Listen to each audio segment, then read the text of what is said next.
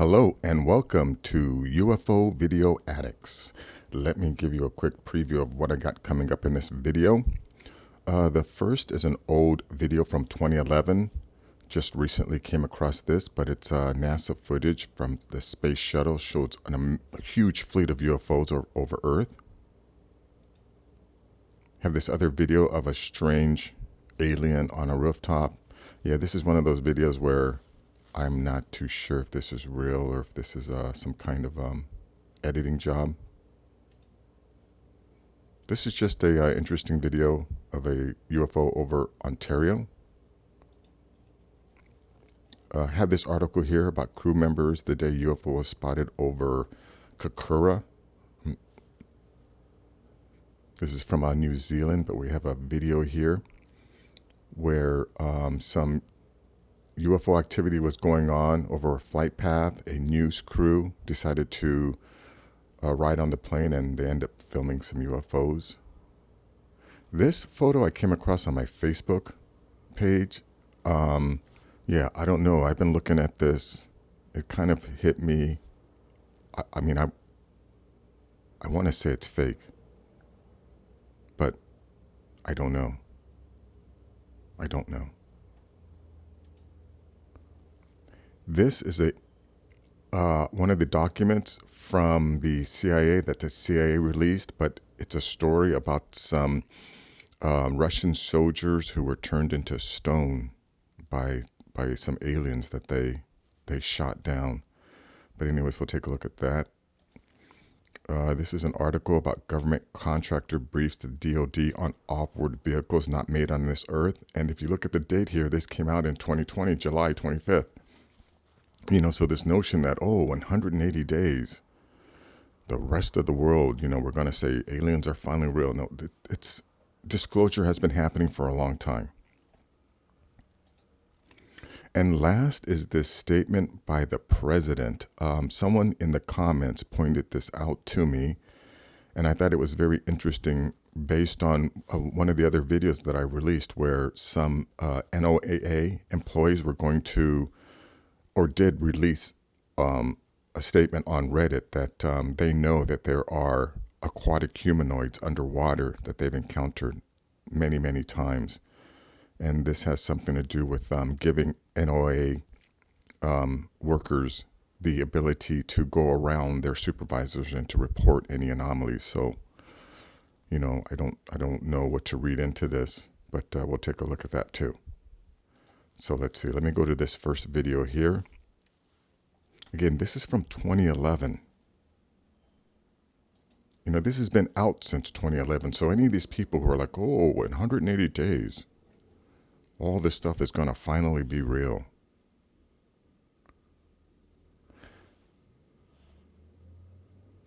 And again, with this footage too, I mean, I think it's real.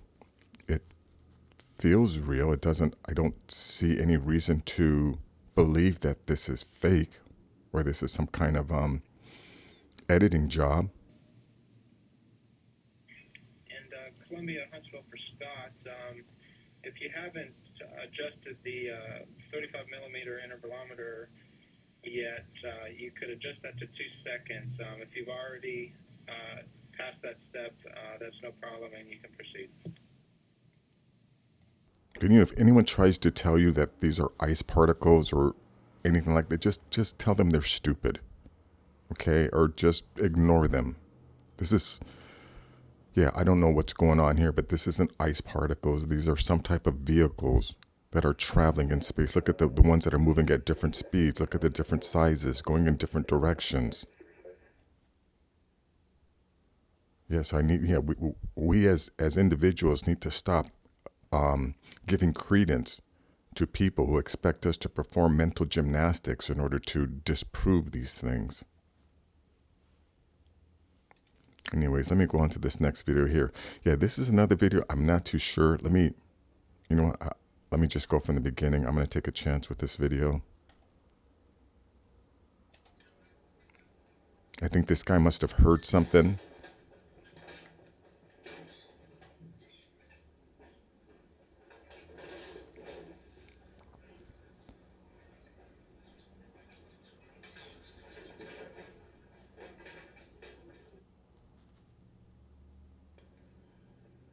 Yeah, we're going to watch this one more time. I'm assuming he was home. He must have heard something. He came out to check it out. I mean, I don't know. I don't know how. Is it normal to bring your camera out like this in order to do this?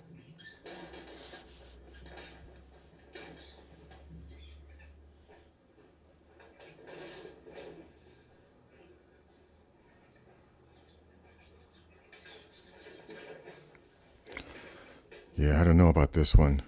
It definitely looks real, but I find it odd that I don't know if I heard something strange going on outside, would I would I automatically just take my phone and film? Maybe. I don't know. I don't know. I'll leave a link in the description. Anyways, let's take a look at this one here. Let me go back a little. Oh, no. We'll start from right here. All the time. Where is it going?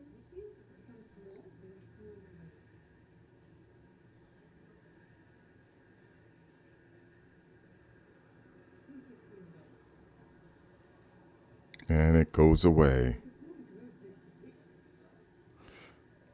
But, you know, this is another submission from a graduate of the Filmmaking School of Vertical Cinematography. We should give that school a hand.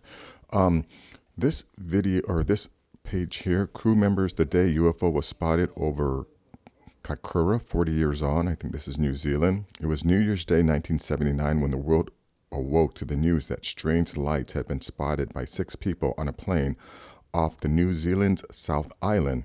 Was it a UFO? No, said the skeptics. It was Venus. It was squid boats. It was radar returns from a field of cabbages. Again, people that tell you things like that, look at them in the eyes and just tell them they're stupid. And then forever, ever ignore anything they have to say. I think it's time we start doing that. We, stop giving these fake skeptics any credibility. But anyways, this, it's an article here, but let me just go right to the video here.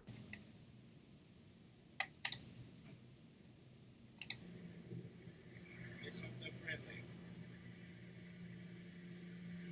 It's really getting a bit frightening up here. There's a whole formation of unidentified flying objects behind us.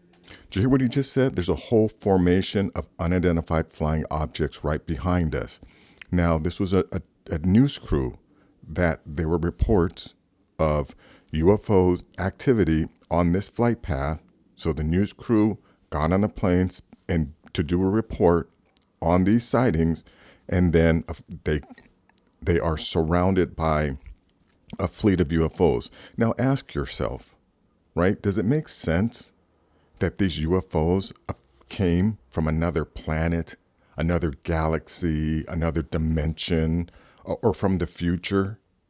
Or is it more reasonable to believe that these UFOs also live on this planet, and the reason why these planes, on this flight path, kept running into them is because they happened to just cross, whatever routine activity they were performing, right? They came across these UFOs. Here's another analogy. We know for a fact that there are uncontacted tribes in the middle of the Brazilian rainforest who have no idea that we exist, that our civilization is on this planet.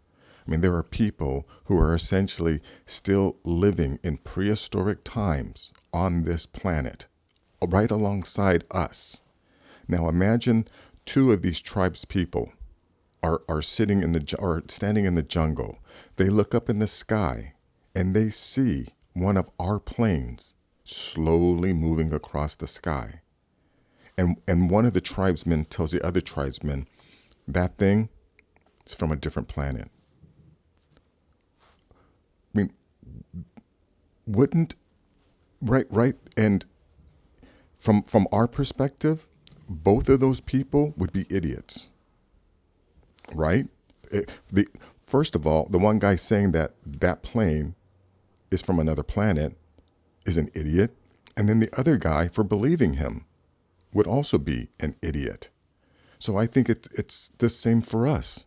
In the same way that these tribesmen are completely unaware of our existence, I think most people are unaware that we too are in the same position, that there's a more advanced species than us that exists right here on this planet. I mean, imagine imagine if they have these cities in these vast earth caverns, or giant cities that, where their entrances are through the bottom of the ocean floor. And then you enter into their world, which which could look completely futuristic. But that could be happening right here on this planet as we go along our day, in the same way however their ancestors lived 5,000 years ago, they're essentially still living that way. And as their world has never changed, the time for them has stopped. Around them, we have progressed. And I think around us, there is a higher or more advanced species that is also existing and, performing whatever daily routines they conduct, and we just occasionally happen to see them. This photo here, I don't know. It's a toss-up. I want to say it's fake, but I want to say it's fake, but something about it kind of feels real. Again, I'm not going to deny that I'm biased. I like to think I'm a skeptic, but I want to believe. This photo, I don't know. And yeah, I don't know. It's kind of out of focus, but I don't know if that's. I mean, I've taken out of focus photos.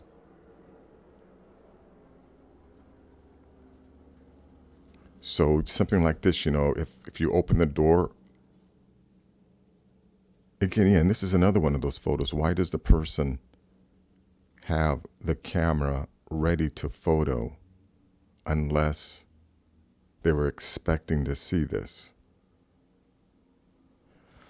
This is a toss-up.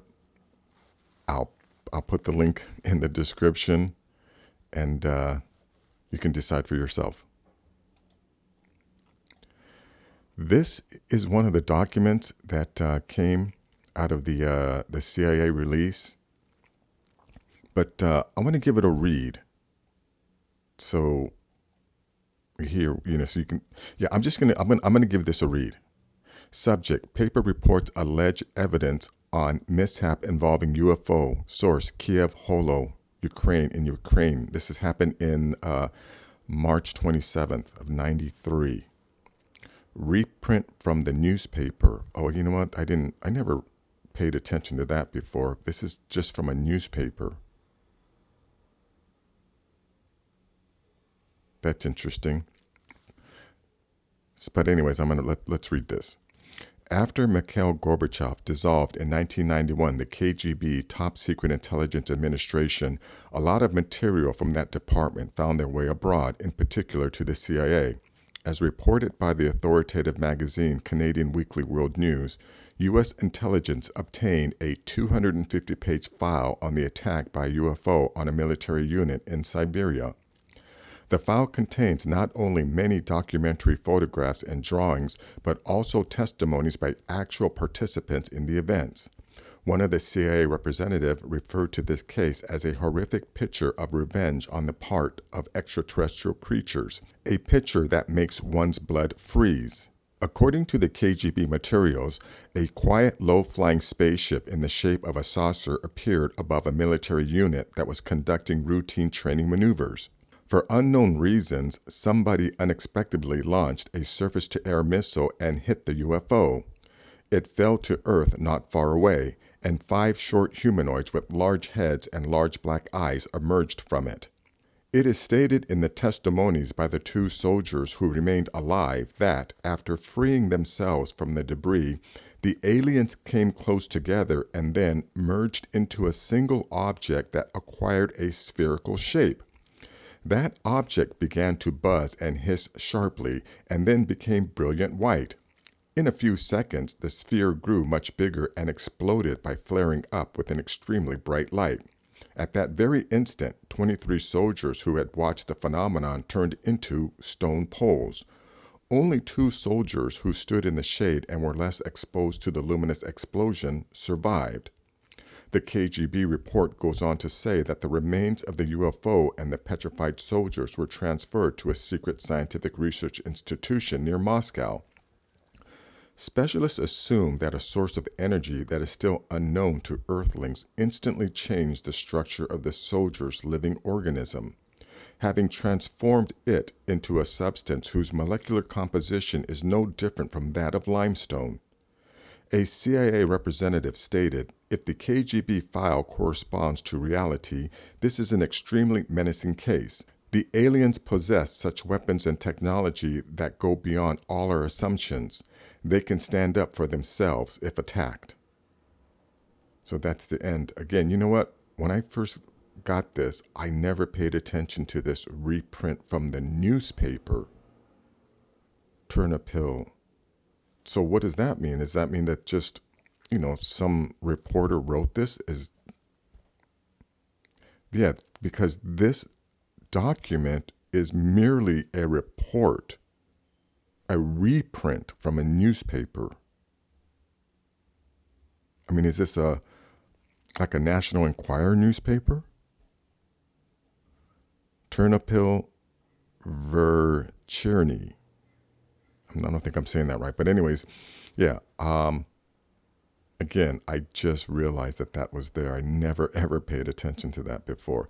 But I'll leave a link. Someone else wants to do a little more research on that. That would be great. Let's look at this article here. Government contractors brief the DoD on off-road vehicles not made on this earth. July 25th, 2020. People, we don't have to wait 180 days. Disclosure is happening. In brief, the facts. Eric W. Davis, a renowned astrophysicist who worked with the Pentagon UFO program, stated that he gave a classified briefing to a Defense Department agency as recently as March about retrievals from off-world vehicles not made on this earth. Reflect on, why is the mainstream suddenly acknowledging this information after a long campaign of ridicule, secrecy, disinformation, and censorship? What do these revelations mean for an expanding human consciousness? My thinking is the reason why they've changed their attitude on this is because we're going to be traveling in space soon. Traveling in space will soon be privatized, and a lot of people who can afford it will be able to go into low Earth orbit. So they're going to start seeing these things because, if anything like this, if things like this are going on out in space like this is thousands. Let me go back to this. Let's look at this. These are thousands of ships.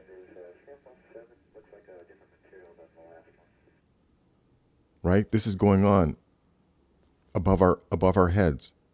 I don't know how often, but it's definitely happening. So once people have the ability to just pay to go into space, they're going to start seeing this. And, the lying government aren't going to be able to cover it up anymore. So I think that's the reason why they've changed their attitude. But anyways, let me go to this last one here. Statement by the president. Now, I recently did a video on a post I found on Reddit, which, by the way, has been taken down, where a NOAA employee admitted that they have encountered aquatic humanoids underwater. And so today I have signed into law S-2981, the National Oceanic and Atmospheric Administration Commissioned Officer Corps Amendment Act of 2020. the act, which will provide helpful changes to the governance of the NOAA Commissioned Officer Corps. I note that Section 207 of the Act purports to authorize NOAA officers to communicate directly with the Congress, free from supervision within the executive branch and free from consequences in the event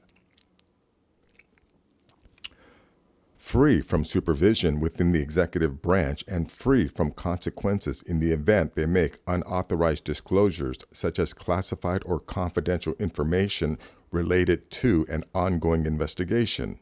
Consistent with the understanding long expressed by presidents in signing similar legislation into law, provisions of this nature cannot detract from my constitutional authority to supervise, control, and correct NOAA officers' communication with the Congress related to their official duties, including in cases where such communications reveal sensitive information protected by executive privilege. I anticipate that when supervising officials decide that they must defer, limit, or preclude the disclosure of sensitive information by a NOAA officer, they will contact the appropriate congressional committee promptly to begin the accommodation process that has traditionally been followed with respect to disclosure of sensitive information. Signed by the current president. Yeah, so what does this mean? This is saying that people who work for the NOAA, they don't have to go to their supervisors and be held to account, that they can go straight to Congress with any information they have. So again, like I don't know if this has anything to do with the current release or if this has anything to do with, with what they are going to finally tell us. Even if that does happen in 180 days, if it does, are they going to tell us that there are highly advanced aquatic humanoids underwater? Is that that's what's going to be revealed in 180 days? Don't know. But anyways, that is going to be it for this video. If you like things like this, please give this video a thumbs up. Please share this video. And if you're new to the channel, please subscribe. I'll have more things like this. Take care.